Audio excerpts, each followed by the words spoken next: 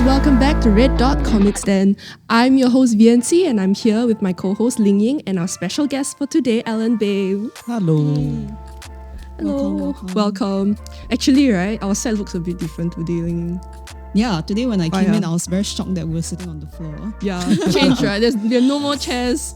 Our knees. Apparently our budget went up, but then we don't have chairs anymore. But honestly, I like this vibe a lot more. I think when we started Red Dot's comic, then this was kind of what we had imagined. Yes. Something more cozy, something more homely. Mm-hmm. So it's kind of nice. I like it. Yeah. I love our new marks. I think we need to really show this to the camera because it's like, whoa, we finally have our own merch. I mean, is this merch? Is it for sale? We don't know yet. What do you guys think? In honor of also this new set, we're also going to be doing something quite different, actually. So we're going to be doing this thing called Comic Contenders. Okay, so for Comic Contenders, we have two titles that we're going to compare. And we know that these titles, some of you viewers out there will have already read these books. They are both best-selling titles and they've been in the market for at least a couple of years now. So we're really, really curious to know what you viewers are thinking. So, while we're going on with our discussion, feel free to leave us a comment below. We're going to do a special book review segment where we talk about one Singaporean comic and one international comic, and we contrast them and also tell you guys if we like it or not. And at the end of the show, we will also be rating it. I will explain along the way, but you'll kind of get the vibe as we talk and go along. Today we'll be talking about anthologies, and it's also why we're having Ellen on for today. So maybe you can give us an introduction. Hi everyone, I'm Alan. I'm a comic artist. I'm mostly the children illustration. What I did last year was I did a call for submission for anthology named Might, Magic and Monster-in-Laws. Okay, It's a collection of 15 or 16 stories. So the call for submission was back in July last year. Yeah, and Quite recent. And we finished it and we did a Kickstarter in last December. So it was successfully funded. I personally got it through Kickstarter. If you do happen to want to read Alan's latest anthology, you guys should reach out to him or check out your tiny local bookstore. So we have two books that we're talking about, which we've actually shown and displayed very nicely here. So the first one is Sound, a Comics Anthology, and that is by Difference Engine, which is a local title. And Sound is really interesting. Just to introduce Sound Anthology to you guys, I'll be reading the summary for this book so you guys get a sense of what this book is about. Traffic, a crunchy snack, an argument. What does sound look like to you? Published by Difference Engines, Sound, a comics anthology, challenges writers and illustrators from all around Southeast Asia to push the boundaries of depicting the unseen through the medium of visuals and words, while telling stories important to them. In a broad range of genres and topics, this collection of 13 stories is an exciting exploration of what the comics medium is capable of. So this is the Singaporean title we're going to be talking about today, and the concept is actually very interesting. She talks about sound and how they're going to use visuals and words to really talk about different kinds of sounds.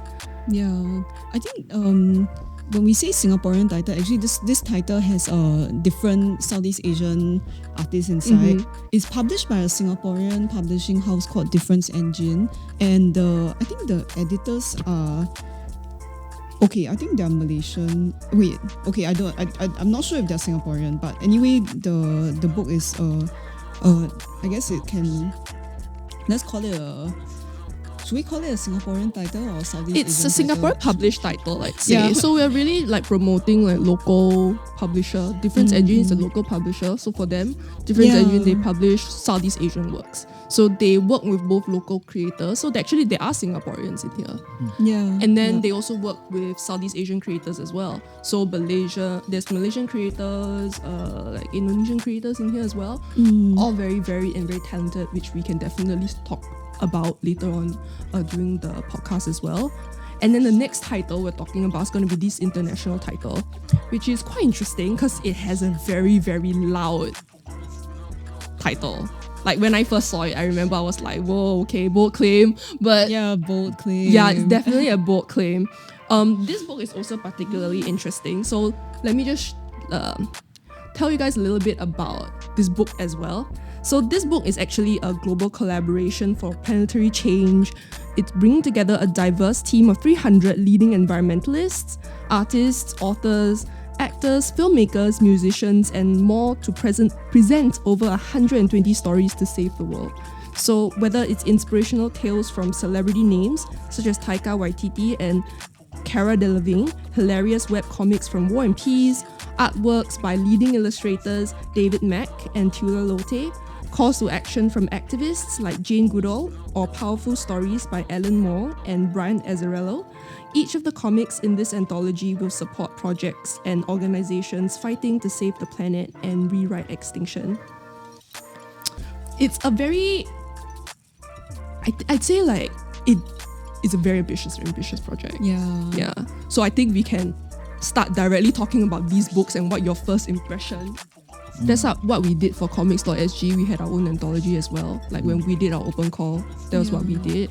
I think that was very similar to them also. The other book, which is the most important comic book, they did it very, like all the styles are very different for this book. But if you look at comics, like the Sound Comics Anthology, right? So it's very interesting. They very on purpose, all the color scheme is all the same. So if you can see, right, they are very... It's basically okay, yes, I have post-it notes because I wrote notes on it. Yeah, so they have a very strong concept. And the way they designed the book as well is very, very visually appealing. So as a whole, I thought the packaging of the book was very nice. Yeah. It feels almost like a graphics novel, like it's like one whole story instead of like an anthology. You know, like comics anthologies, they can be very, very varied. You can have very like visually completely different things inside. Yes. I would say Sound is not like that. Sound is quite consistent. The not black and white, monochrome, I don't even know what you call it, monocolor kind of printing, and then the very strong sound theme. Yeah, I think that made it feel if like you say, like more like a graphic novel than an anthology. I'm used to anthologies being like a little bit of everything, like very vibrant, very diverse. Yeah. So is the other book more like that? Yeah, definitely. So actually, if you can see, I'll flip through. So for those, if you're interested, you guys can also check it out. Because if you buy this book, the royalties that the author gets, he'll donate it to a lot of wildlife charities. So it's like direct action and a good way to, not just enjoy comics but also help save the environment as well. Yeah, so everything is very different. And not just different in terms of the style and the art, but also in terms of story. Because there's autobiographical works, there are comic strips, there are, like something that's more abstract, and then there's also very like fantasy based, and then there's very non-fiction, very factual. So the way that they went about it was very, very different compared to Sound, because Sound was so packaged. Yeah.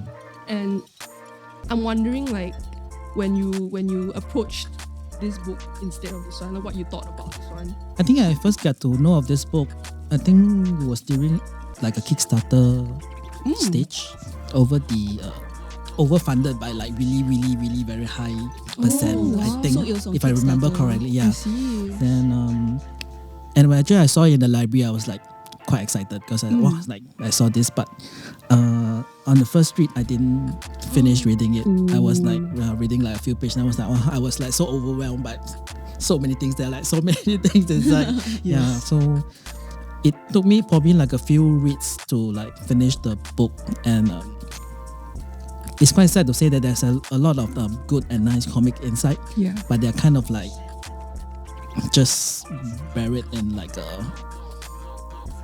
there's just too many stuff, and there's a lot of like one-pager comic, and it's like there can be like a 21-pager comic like in a row, then you'll be like, am I reading the same comic? But it's like, it's another one page, it's like 21 page like in a row kind of thing. Yeah. They definitely didn't split up the comics as well as the Sound one. So if you guys have Sound at home, or if you've seen this comic at all, like the way they've designed this comic is they very okay, you can see it quite obviously lah. They'll break up the comics very clearly, and it's quite interesting, right? Because they broke it up so clearly, and yet, like Alan said, it felt like a graphic novel, right? But you don't feel very overwhelmed when you read this. It kind of feels just like a very gentle experience, storytelling. And then for this one, I had the same experience actually. Like, I will say truthfully, overwhelming a little bit, because it's a lot of information. A lot of the information can be quite sad because it's about climate change and it's the realities of climate change, right?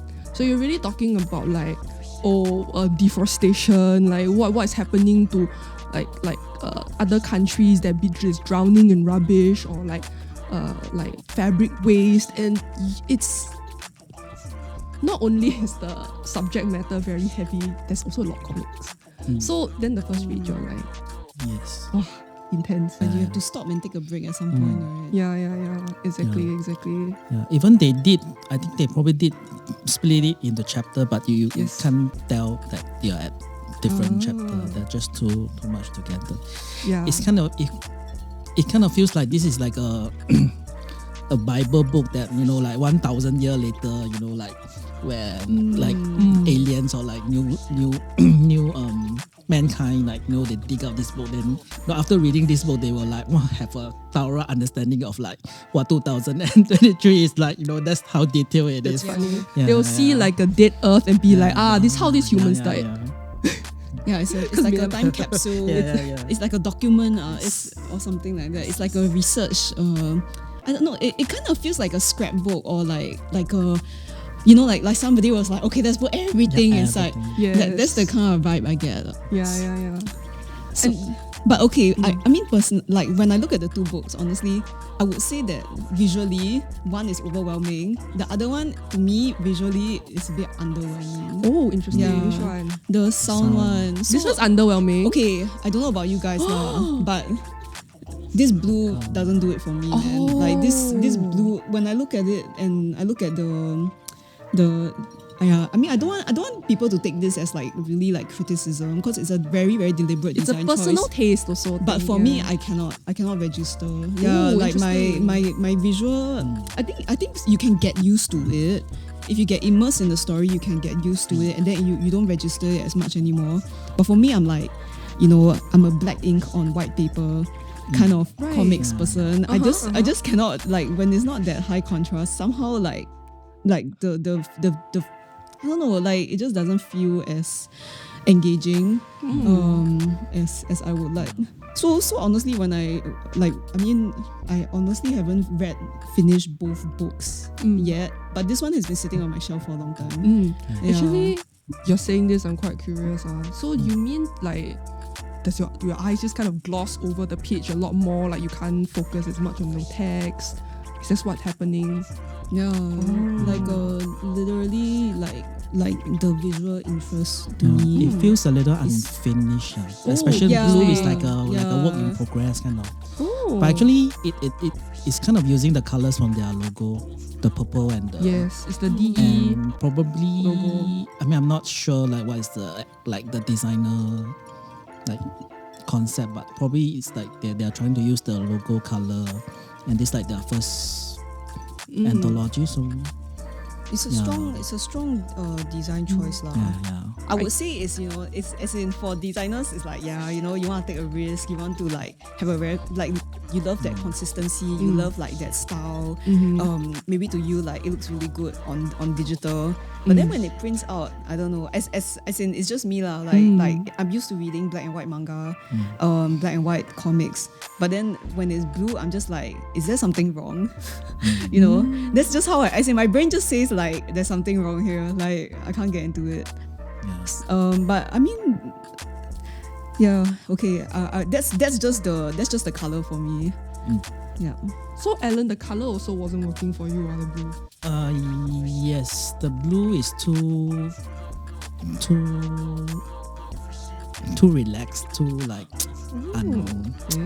unofficial. It feels like it's not finished somehow. Like even the cover, like it probably doesn't stand out. Like I'm probably like a very color person, so like this will kind of like like not stand out in like a I think a Ella group and of I, books. yeah, Ella and I have like similar tastes. We like the like Like the heavy hip-hop hitting, in like colour. vibrant, like high contrast. You can compare to the Might Magic. Yeah. So maybe you can like show Yeah, side by it's like side. the Like this is colours. Ellen's taste, Yeah. like the kind of pop in color and things like that, right? Yeah, frankly, that's my taste also. Very nice and bright. Yeah.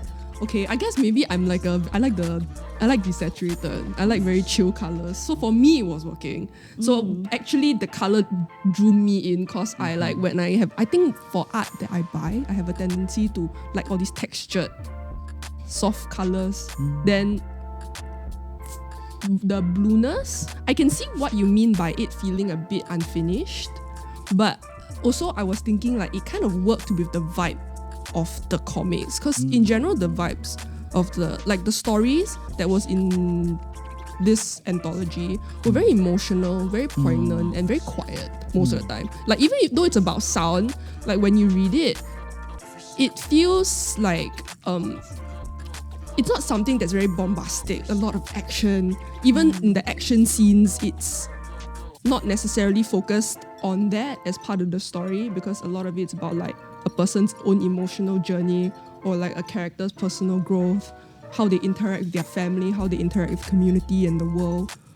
And the blue, therefore, for me, actually made it feel very nice to read. Like I was reading it at night. It was something that like I was reading before bedtime, right? So actually it calmed me down. It got me into a very chill mindset. So I think it's a very depends on the person and when you're going to read this book kind of thing. Yeah, I think it's almost like, you know, those like low sensory stimulation comics, or not comics, sorry. You know, like for children, they have these like low stimulation like cartoons where the colors are very, very flat. And the idea is that you don't don't get too much dopamine watching it because it's like quite muted. I don't know, man. So I think there's definitely a demand for it out there. It's good for certain people. So reading this comic is almost like going into that low sensory stimulation video kind of world where it's like calming vibes, like low stimulation, for highly sensitive people, don't get too much dopamine.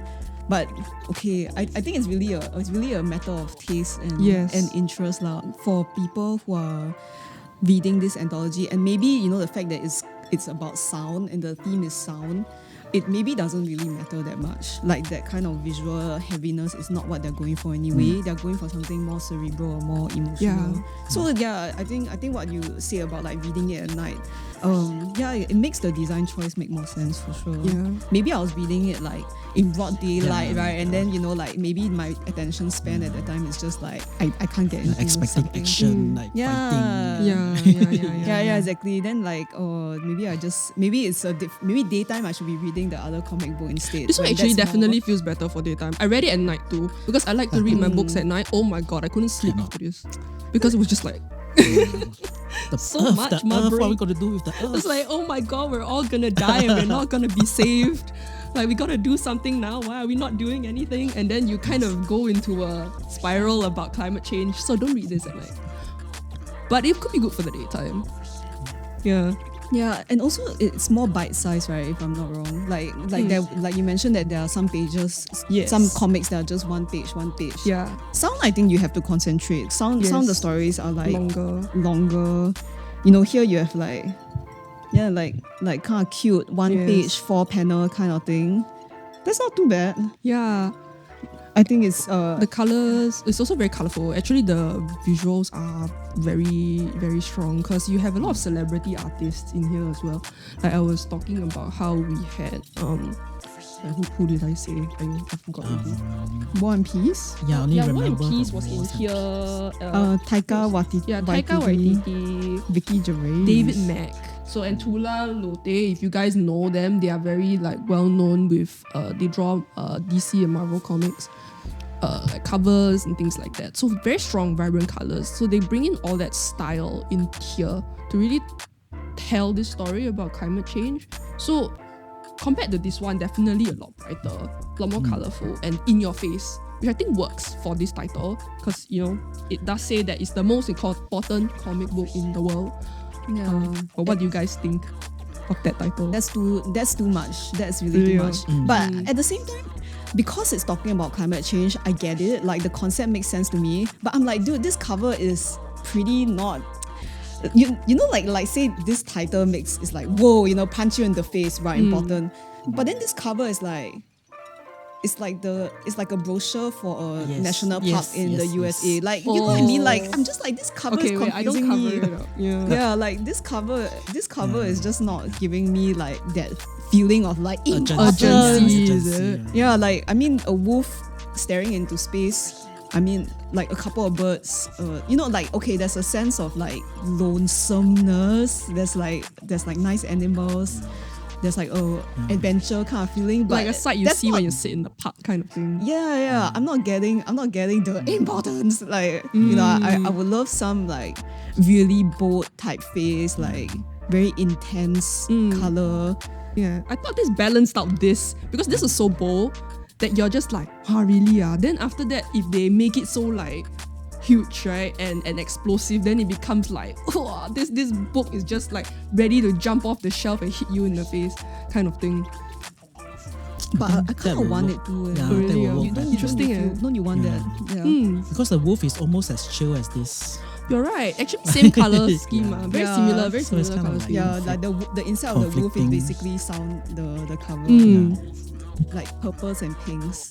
Yeah. Purples and pinks is like it's like blue out. It's like the end of a nice sunset. Yes. You know, it feels kind of like sleepy. Yeah.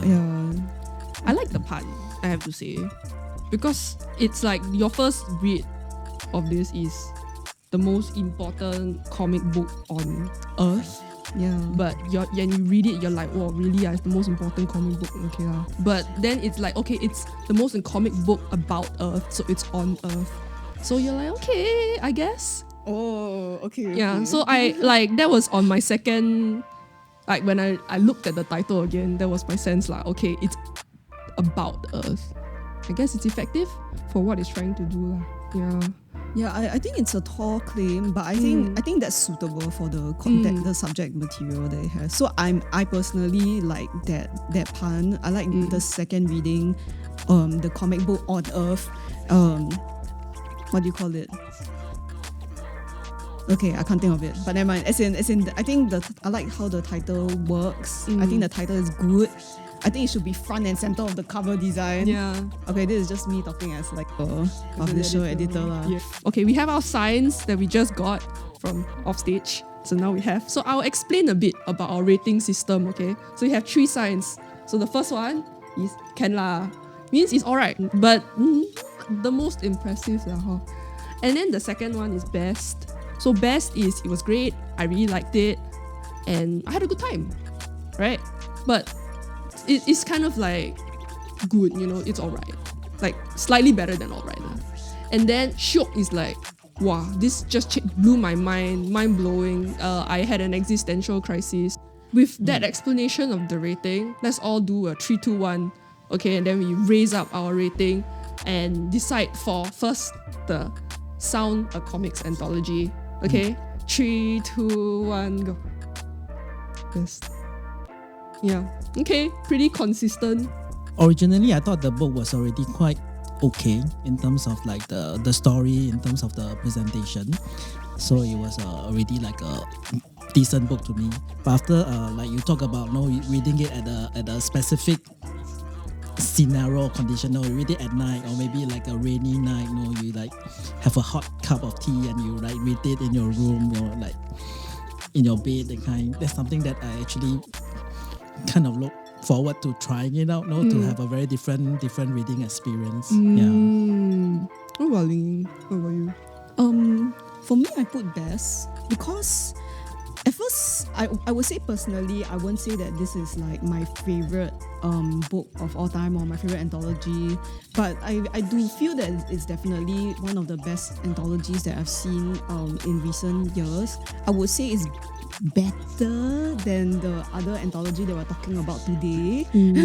It's also better than, like say for ourselves, we worked on Comix.sg anthology. I think sound is on a different level. It has a lot more direction, it has a lot more design, it has a lot more consistency, and the stories I would say the stories are very well told. Even if I don't necessarily love it, I would say it has that best quality, that makes it something that people should read, and that something people should buy as well, because I think it's just a really, really good, strong effort, and to do something quite ambitious. Yeah. For me, I also think it's best because, like you said, there are some elements of it. Some stories fell a bit flatter for me, but most of the time, like, my experience for it was good. And emotionally, because I was reading it at night, like, a lot of the stories, it felt like a warm cup of tea. Like, I was immersed in the story and it felt warm for some of the stories that I was reading. So emotionally, because it affected me very positively, I really, really like how they pieced everything together. So overall, I also highly recommend you guys checking out this comic anthology. It's definitely one of the best ones out so far. Yeah. And lastly, because I know them personally and I know they'll be watching this video, so good.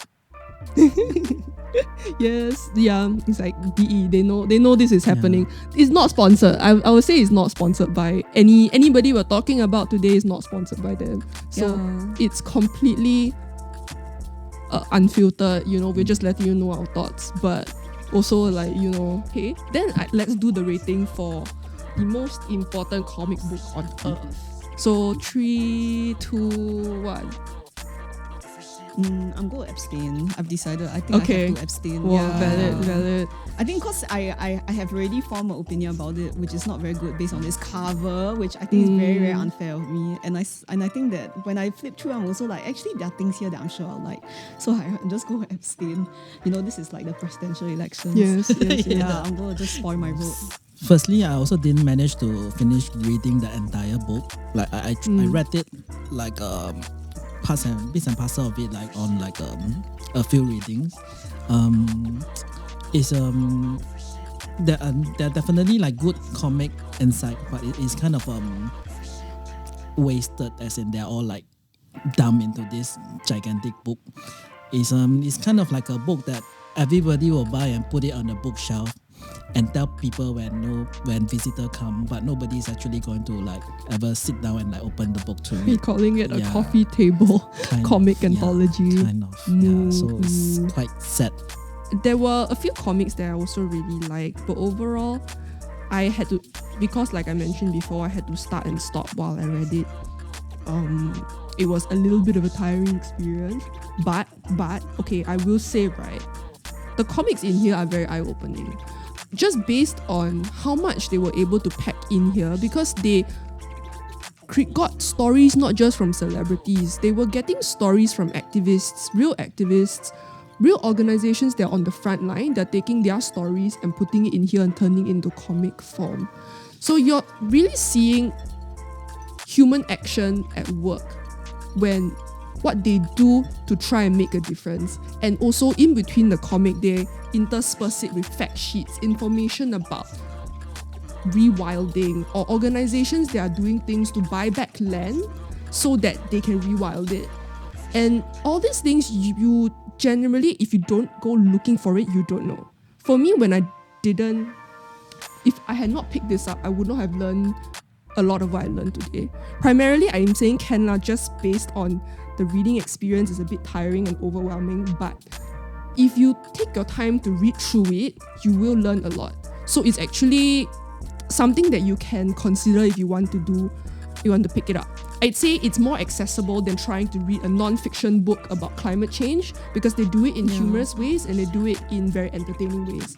So it's like a pro and con thing. So you can decide for yourself if one day you want to pick this up and decide how much you like it. But I will say definitely it's full of information. Before we end off for today, I have a special surprise for Ellen. So I have a special surprise. So you can do an unboxing on camera. Ooh. is this? Ooh. ASMR. Oh my gosh. Yay! Yay! It's a so special cute. mug, Yeah. but wait, you gotta turn it around. Oh, Oh Oh my gosh. gosh. So cute. It has a little Ellen Thank Bay you. drawn by Nadra, oh, Wow. personalized by Nice, Nadra. nice. Yes. Yeah, so it's these mugs, but you know, they came on the show, so they get a little special something from us. Yeah. thank you. Thanks. Thanks, Yay, Ellen. Thanks for coming on our show. So if you guys are interested in seeing more book reviews from us, just stay tuned, subscribe, leave a comment about, you know, these two books that we talked about today, and we'll see you guys soon. Bye. Bye bye. Bye-bye.